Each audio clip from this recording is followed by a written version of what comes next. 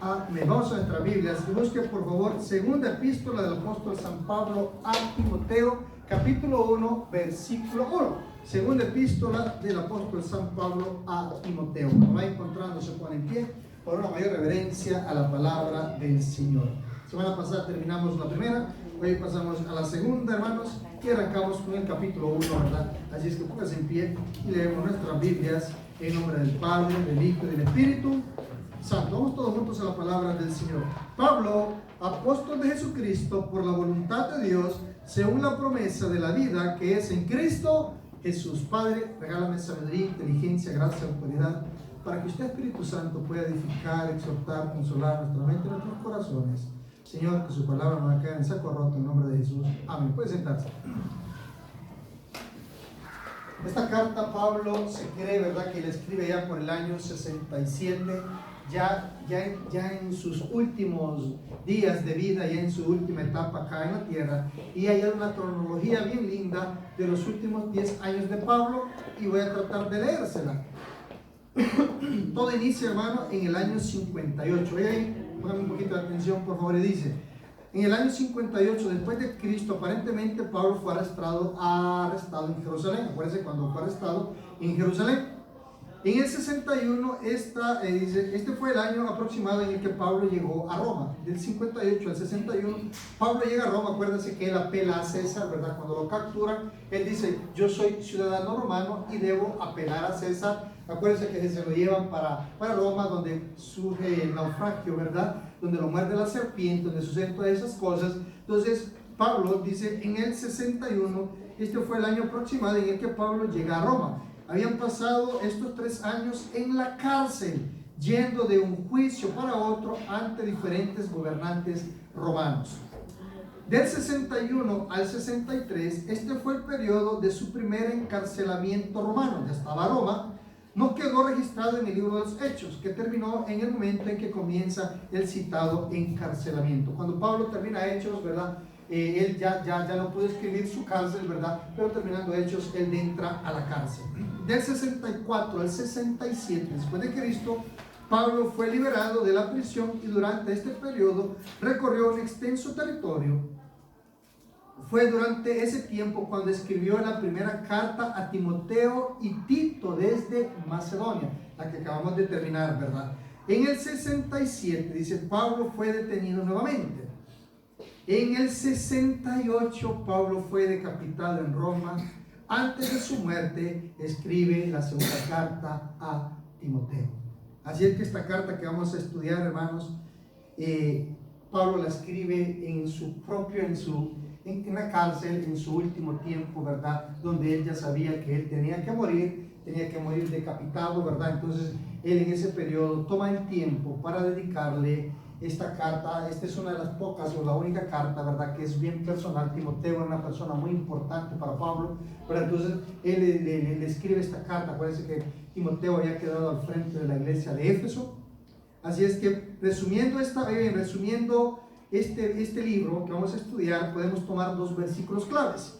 El primero de ellos es 2 Timoteo 2:15, que dice: procura con diligencia presentarte a Dios aprobado, como obrero que no tiene de qué avergonzarse, que usa bien la palabra de verdad. Ese sería el primer versículo clave de esta carta. El segundo versículo clave sería el 4:2, que dice: que prediques la palabra y que instes a tiempo y fuera de tiempo. Redarguye, reprende, exhorta con toda paciencia e instrucción.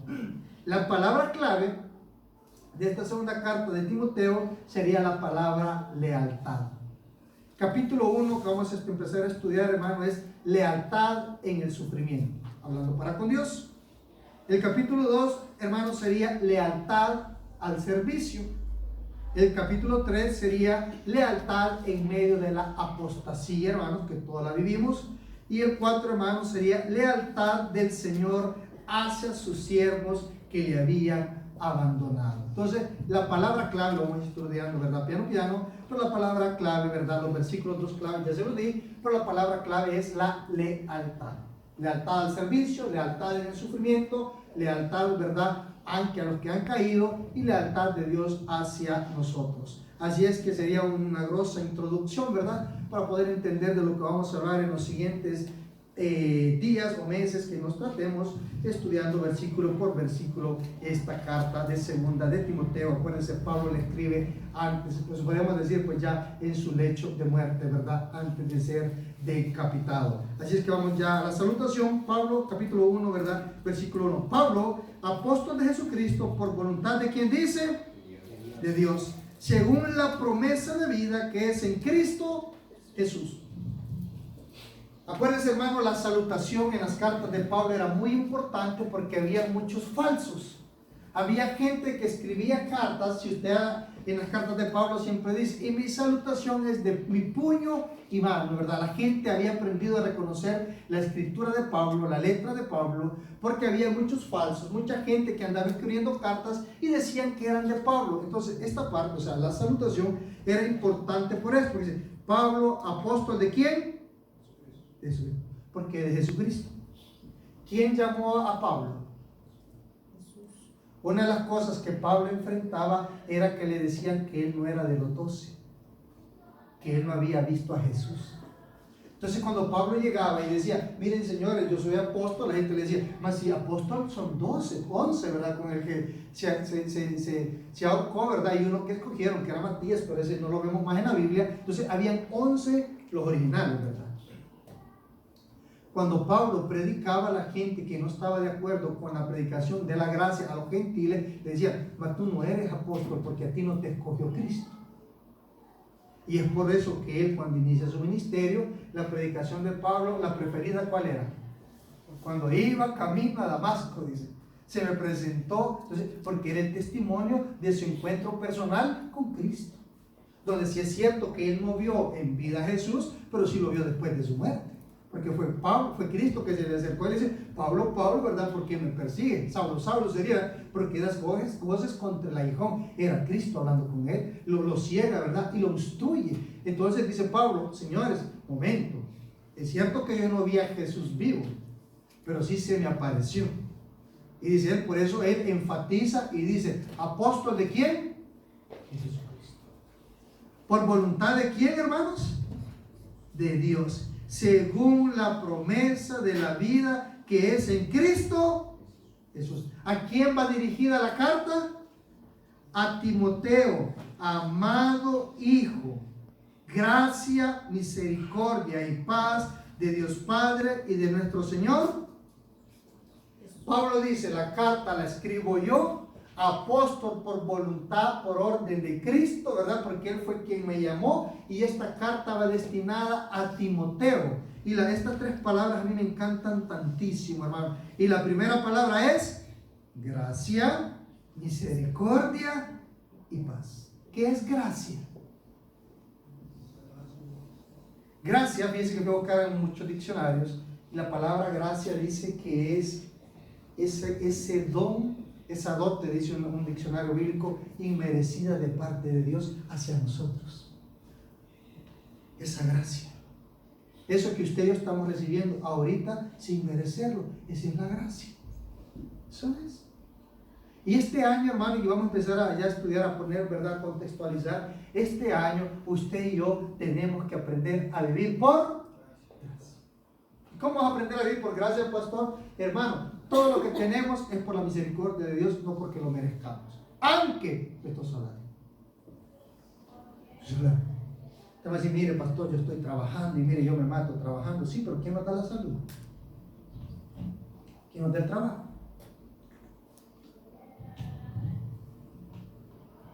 ¿Está viendo las estadísticas hoy en Italia? El 10% de los italianos no está trabajando. De 60 millones, ¿cuánto sería? 6 millones. La desocupación juvenil ha salido al 4, casi al 5%. Y sabe que a nosotros, la mayoría de ellos aquí, nos tienen con trabajo. Y buenos trabajos. Y usted dice, y no es que lo merezcamos, es la gracia de Dios. Es la gracia. Que Dios, hermano, por su amor, por su voluntad, nos ha escogido y nos ha llamado y nos tiene trabajando. Hermano Darío me llamó el otro día, pastor, contrato indeterminado. Me dijo, eso. Joel me dijo, pastor, yo me voy a ir para Novara. Me dijo, el problema que tengo es, me dijo, que estoy trabajando en las noches. ¿A qué horas entraba, Joel? Lo dije, ¿qué el otro día? Entraba a las 4 de la tarde, 2, 3 de la tarde y salía a las 8, 9 de la noche. Pero yo quiero estar en semana en la iglesia, me dijo.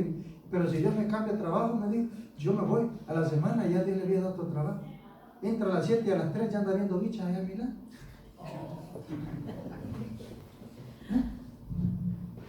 En una semana. ¿Y sabe qué me dice? Y la gente, es que fíjense que no hay trabajo.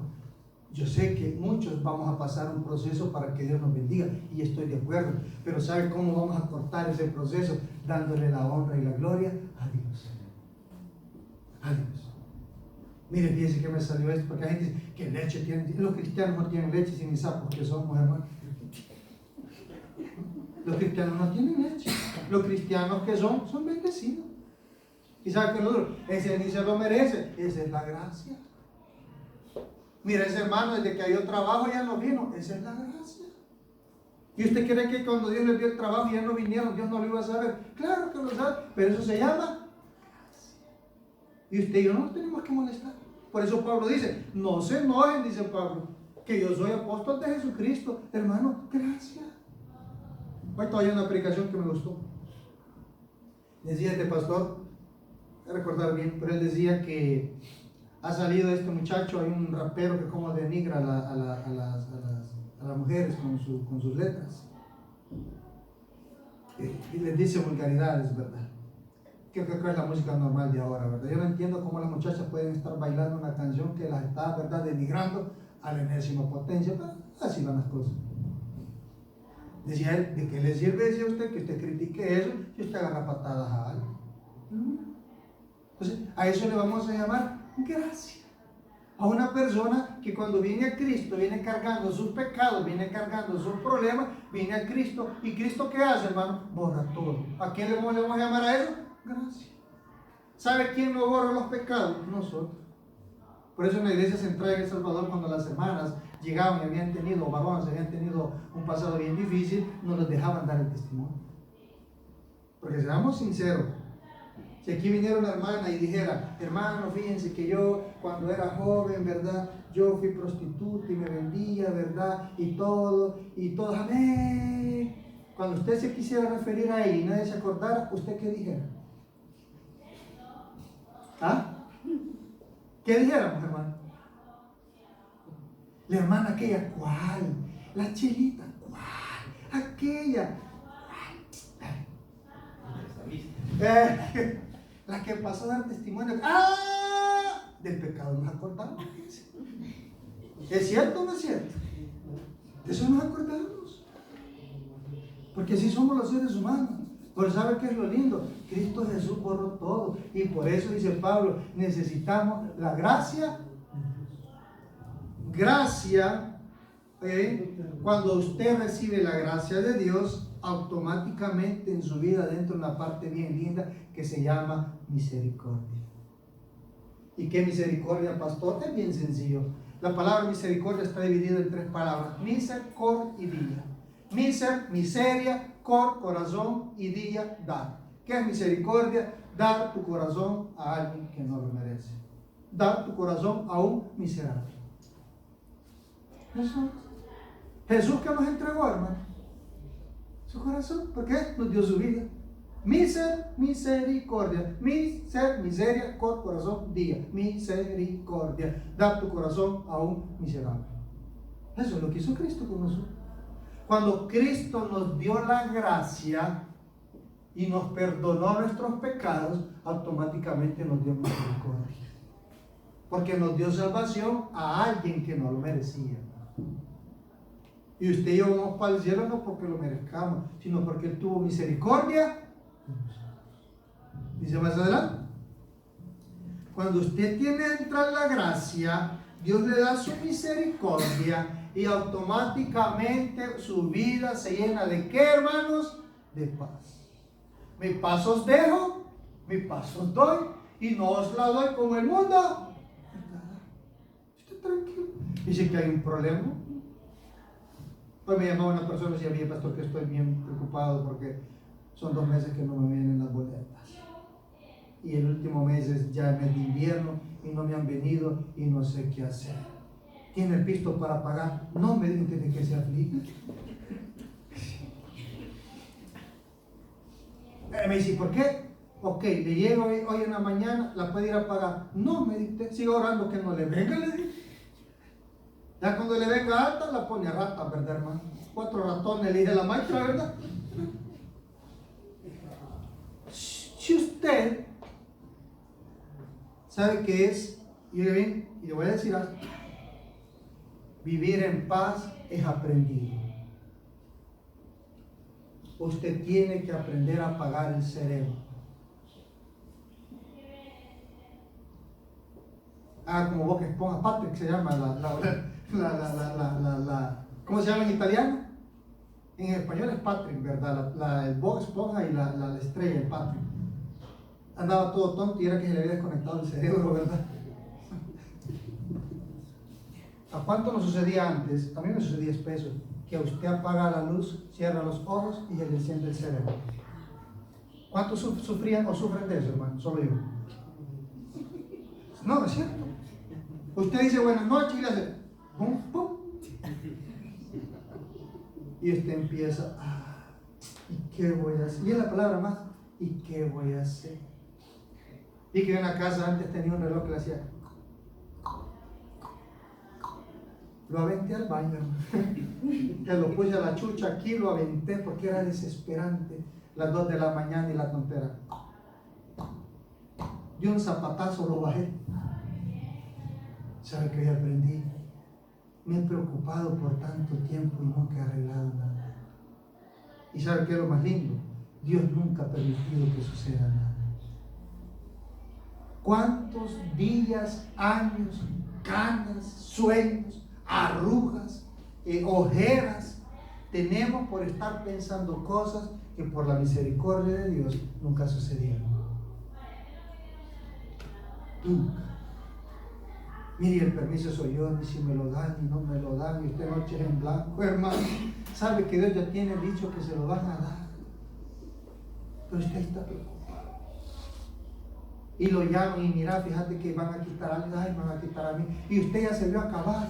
Ese es el problema de nosotros. Sabe que todos los cristianos tenemos una buena fe negativa. ¿Cuántos dicen amén? Amén. ¿Cómo así, pastor? Usted dice, mira, si me quitan, ni le han quitado el trabajo, pero usted ya está afligido.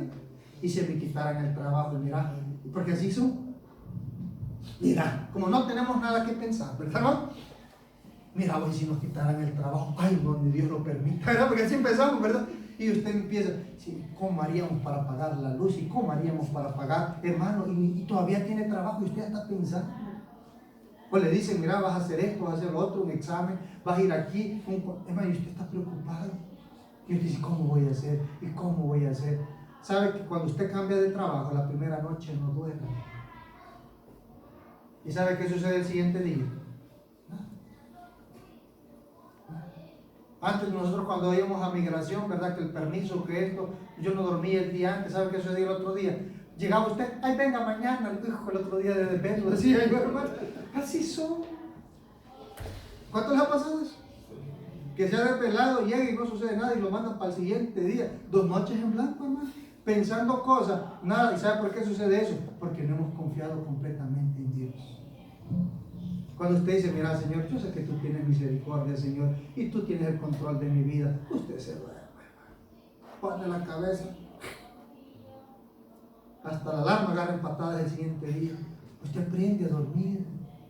¿Y cómo se aprende a dormir, pastor? Viviendo en la paz. Y eso es lo que dice Timoteo. Pablo. Entremos en la gracia nos va a llevar a la misericordia. Y cuando usted aprende a vivir la misericordia de Dios, usted siempre vive en paz. ¿Y cómo? Pele los dientes. Tranquilo. Que mira que no sé qué. Sí. Mira que te van a quitar. Todo buen cristiano en su trabajo cae mal. ¿Cuántos dicen amén? ¿No? Porque usted es bueno, porque usted es un criado, porque usted respeta, Porque su jefe tiene un ojo de consideración para con él. Mira, es el jefe, ¿cómo lo considera? De cristiano. Entonces usted tiene que aprender a vivir con eso. Vive en paz. Tanto, hermano, nadie lo va a poder tocar. ¿Por qué, pastor? Cristo está con usted. Y dice más adelante: gracia, misericordia y paz. ¿De quién viene la paz, hermano? De Dios Padre y de nuestro Señor. Ojo, esto solo es para cristianos. Solo para cristianos. Le voy a enseñar algo y créanme, cuando Dios la bendiga y usted quiere compartir las bendiciones con el inconverso, no funciona. Yo antes me acuerdo que le decía: miren, hermanos, ahí hay una gran bendición. Aunque además parece que estaban empezando a decir: mire ahí, y llegaban y me decía: pastor, usted es un gran mentiroso. ¿Cómo no? Les decía: ahí está. No, es que la bendición era para otros, no era para ellos. Entonces usted no le ande prometiendo al inconverso. Las bendiciones de Dios son para sus hijos. ¿O usted trabaja para el hijo del vecino? Cuando usted le paga, ¿en qué piensa usted? Sus hijos. Yo pagando me digo: ¿qué? Vamos a pagar las cosas de mi casa. Yo no voy a pagar las cosas de la casa de la casa de la paz, porque yo voy a pensar a mi familia, a mis hijos. Y Cristo, dice Pablo, paz de Dios, y paz de Dios y de nuestro Señor Jesucristo. Vaya al 3, por favor. Aquí cambia todo el tema, hermanos, y empezamos con una parte bien importante que es la vida de Timoteo. Y dice el versículo 3: doy gracias a Dios, al cual sirvo desde mis mayores, con limpia, que dice, conciencia, de que sin cesar me acuerdo de ti en mis oraciones, noche y día. 4, deseando verte, al acordarme de tus lágrimas, para llenarme, que dice, hermano. Diego, yo estaba estudiando una parte de esta que no se sabe, no hay un registro. Se cree que Timoteo fue a Roma, pero no se sabe si logró ver vivo a Pablo. Acuérdense, hermano, que de la vida familiar de Pablo no hay registros. No sabemos si tuvo hijos. Creemos que Pablo estuvo casado, porque era un doctor, era un erudito de la ley, era de fariseo, dice él, era un fariseo, dice. Entonces, esos señores, para tener esos cargos, tenían que estar casados. Entonces, se cree, no me crea a mí, ¿verdad, hermano? Eso lo dicen los teólogos. Se cree que probablemente Pablo estaba casado, su esposa Magali vino a faltar, no hay un registro histórico. Entonces Pablo agarra a Timoteo como su hijo y había ese legame de ellos dos. Pablo lloraba por Timoteo como Timoteo lloraba por Pablo. ¿Y qué nos da a entender esto, hermano? Que bien o mal, usted y yo tenemos que aprender a ser empáticos, a sufrir, y Pablo lo dijo, tenemos que aprender a llorar con los que lloran y a reír con los que ríen. Pablo dice, yo siento este amor, siento esta cosa, y las lágrimas de Pablo, oiga bien, dice, verte al acordarme de tus lágrimas para llenarme, ¿qué dice? De gozo. ¿Usted no se siente bien cuando alguien se le acerca y le dice, estoy orando por usted? ¿Se siente bien? Pero estoy orando, mire, estoy orando por usted, usted está en mis oraciones, usted está aquí. Semana me llama una persona, me dice, Alex, me dice, tengo este problema. Su hijo se enamoró, el hijo de esta muchacha se enamoró de la persona equivocada. Y no es solo eso, le están sacando el salario. Lo llevan a hacer espesa, lo llevan a esto, lo llevan a lo otro, le agarran el carro y el pobre muchacho llega sin pisto a fin de mes. Y le dicen a la muchacha, ma hija, le dice, él no es un banco, man. Y el muchacho llora y dice, es que yo la amo. Y la otra, porque sí, amame, le dice, ¿verdad? Amame, le dice, pero dame el banco, man. Y son novios, imagínense de casar. Va el pollo chulón, ¿verdad? Y me dice esta persona, Alex, me dice, yo necesito que tú hables conmigo y le des consejería. Y le digo, mira, mientras él ya me buscó una vez, pero le digo, ya hablamos la primera vez, yo no me puedo meter. Si él no me busca, si él no me invita a bailar, yo no bailo. ¿Y sabes qué? Le digo, pero vamos a hacer una cosa, vamos a empezar a orar. Vamos a empezar a orar. Vamos a empezar a ver que Dios empieza a obrar en la vida. A orar. Usted probablemente, hermano, te mire, yo quisiera darle a una persona económicamente, pero yo no puedo. Sabe que muchas veces una oración puede hacer más que 100 pesos. Claro, si tengo los 100 pesos, déjelo, ¿verdad, hermano? Pero, ay, digo, tengo que comer, mire, voy a orar para que Dios le pruebe. Si usted tiene, dice la Biblia, que si usted tiene para dar, que dé, que no le diga que se vaya y que regrese. Pero si usted no puede, ¿verdad? Yo quisiera orar, ore. Ore. Mire, yo sé que un hermano ahorita está buscando una casa, está buscando un apartamento, está en trámites de permiso, está buscando, ¿verdad?, un trabajo. Ore. Su situación de la noche, Señor, yo te pido por los hermanos que están buscando un trabajo, por aquellos que les van a renovar un contrato, por aquellos que los hijos, ¿verdad?, están estudiando. Usted puede hacer mucho, yo puedo hacer mucho orando. ¿Y sabe qué es lo lindo? No hay necesidad de dárselo diciéndole a la gente. Mire, yo estoy orando por usted, ¿verdad? El fariseo, ¿verdad, hermano? Usted ora y cállese, hermano. Cuando Dios obre, de gloria a Dios, ¿verdad? Pero usted sabe que usted lo hizo con limpia conciencia, que es lo que dice Pablo. Doy gracias a Dios, al cual sirvo desde mis mayores, que dice con limpia conciencia.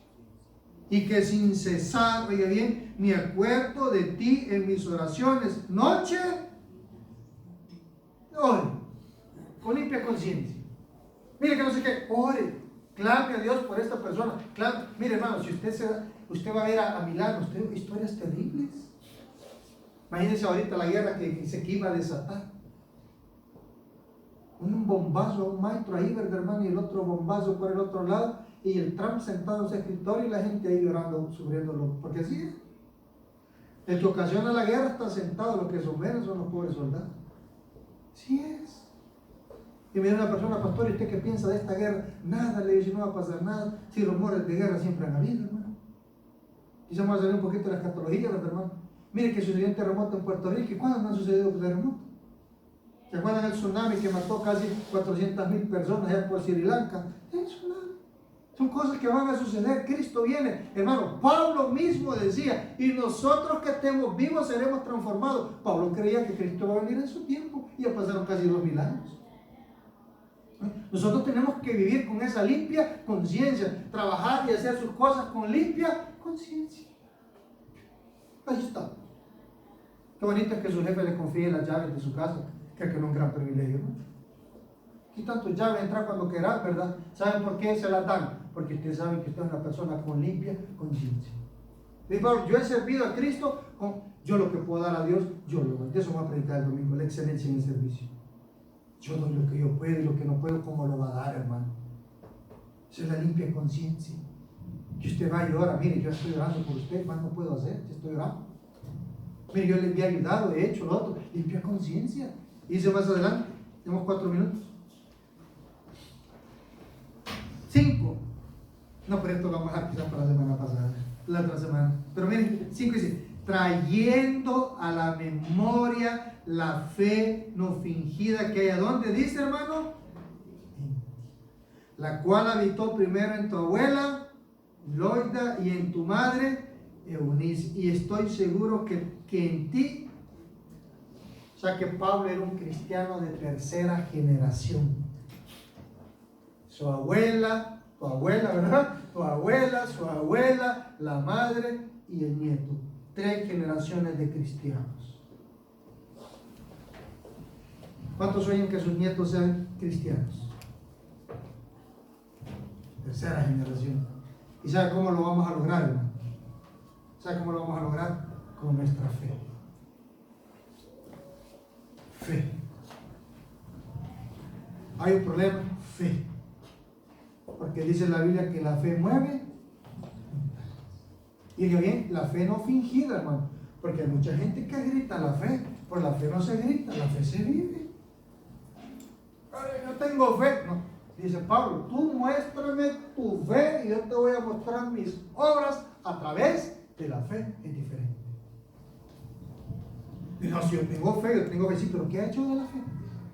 No, fíjate que estoy en Italia, mira, tú sabes, pobrecito yo. Eso no. Una fe. Aquí todos, hermanos, hemos aguantado hambre, todos yo le he dicho, yo cuando yo vine a dormir en un sillón, bueno, hermano, así dormía yo. Cuando me levantaba en la mañana, me arropolaba para el suelo y ahí me quedaba acostado en el pavimento para enderezarme un ratito. Yo así dormía. Yo así vine a dormir. Y era el sillón de sala, esperaba que apagara la tele, ¿verdad, hermano? Y llegaban los viajes. Más que aquí da un sueño a las 2 de la tarde, recién venido a Italia, ¿verdad, hermano? Tipo 2, 3 de la tarde, usted como, qué che está, ¿verdad, hermano? ¿Ah? Bicicleta, aguantar mojazones, aguantar humilladas. ¿Sabe que yo trabajaba por 50 euros a la semana? Y todavía me decían, agradecerme, mira, te doy 50 euros a la semana, ¿verdad? Y yo decía, ven, El Salvador ganaba 20 a la semana, ya 50 son 30 más, perder más. Sí, ya no empezaba. Pero ¿sabe qué le va a enseñar? ¿Qué le va a transmitir usted a sus hijos? La fe. Hijos, ahorita no hay, pero Dios va a proveer. ¿Cómo? No sé, pero que Dios provee, provee. Con fe. Y si va a chillar, vaya a chillar, pero que sus hijos no lo miren. O sea, esa chilla, ¿verdad? Pero cuando bien, ay, no tengo alergia, ¿verdad? Sí. ¿Verdad? Tengo gripe, ¿verdad? ¿O de quién van a aprender fe sus hijos? Si nuestros hijos nos ven siempre lamentándose, ¿qué van a aprender ellos, hermano?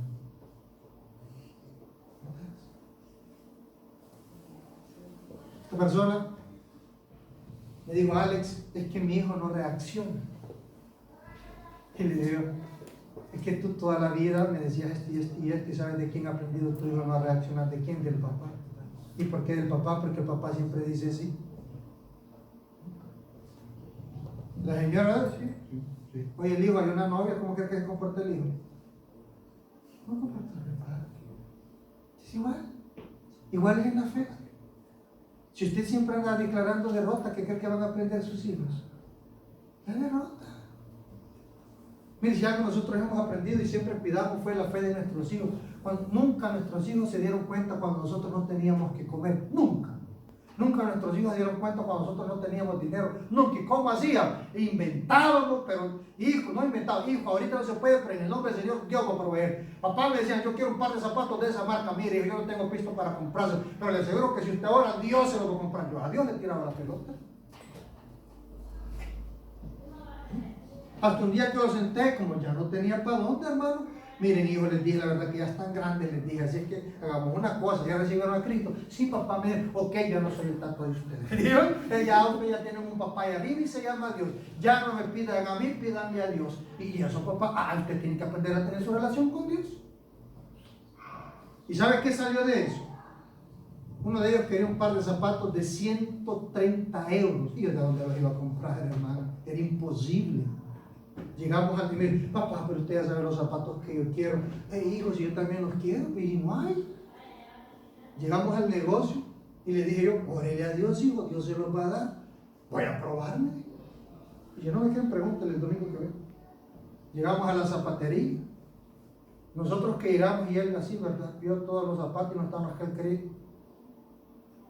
Oímos que mejorado, le dije, yo bravo en fe, ¿verdad, hermano? Sí, me dijo. En ese ratito llegó a la comesa y puso el par de zapatos. El número de él, el color que quería y la marca que él soñaba. Y no valían 130, valían 30. Y me llama y me dice, mira papá, me dice el precio. Yo le digo, mira hijo, antes de que hagamos el ridículo, hacelo vos solo.